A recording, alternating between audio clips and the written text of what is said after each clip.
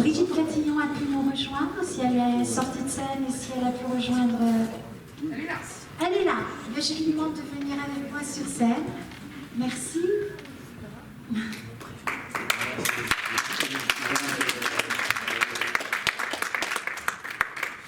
Bonsoir. Merci d'avoir accepté notre invitation.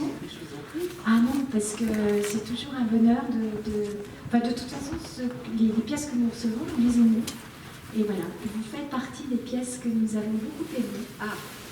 Alors, on vous connaît, tout le monde vous connaît, puisque vous avez joué dans de multiples cinémas. Non, je n'avais pas dit ça, pas du tout. Non, mais on vous voit depuis longtemps au cinéma, sur scène. Vous avez été nommé à plusieurs reprises, dont dernièrement en 2019 au Molière pour un second rôle dans Le Misanthrope.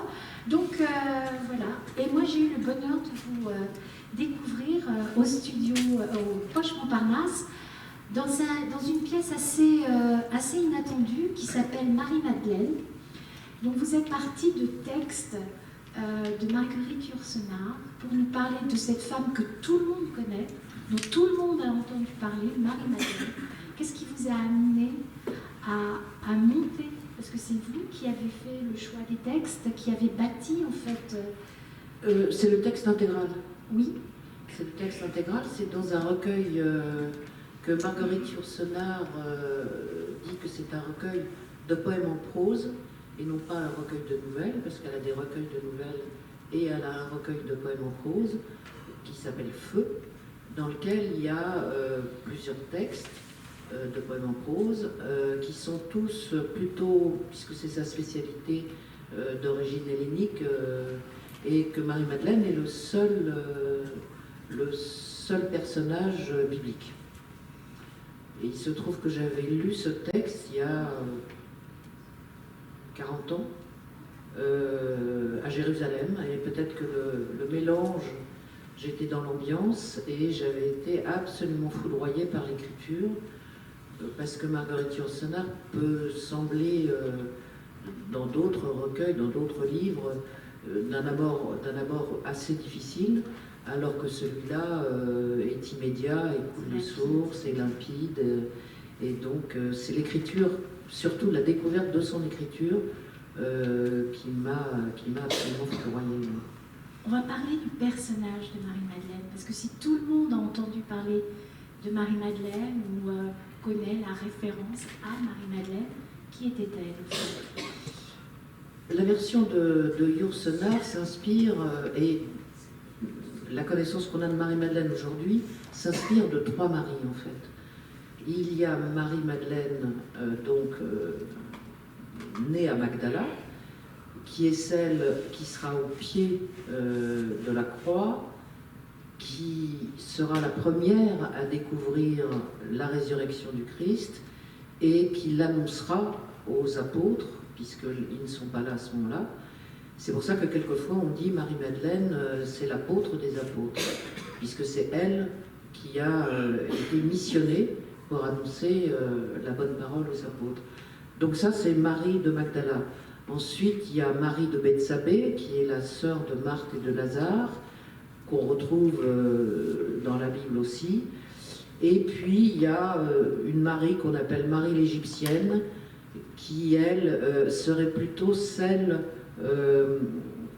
l'image qu'on a de la pécheresse, qui a été convertie et qui après s'est réfugiée dans un désert pendant des années. Voilà.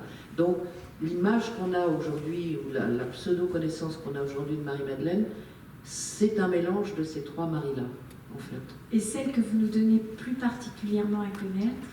C'est aussi un mélange de ces trois-là.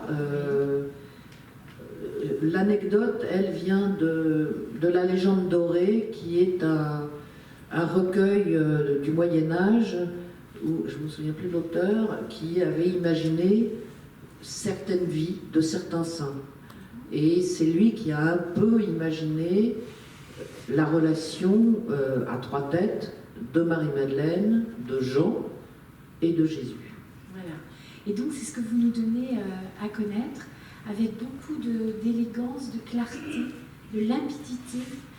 C'est vraiment, on est scotché, on boit vos paroles. Et au niveau de la mise en scène, de la mise en espace, plutôt dirais-je, qu'est-ce qui fait que vous passez de l'un à l'autre? Qu'est-ce que vous dépotez en fait, puisqu'en fait il y a une table d'écriture, on peut penser que ce serait la place de Marguerite Yourcenar, et puis cette chaise un peu éloignée, et puis ces déplacements vers le fond, cette lumière, cette petite musique. Voilà, comment avez-vous bâti tout ça?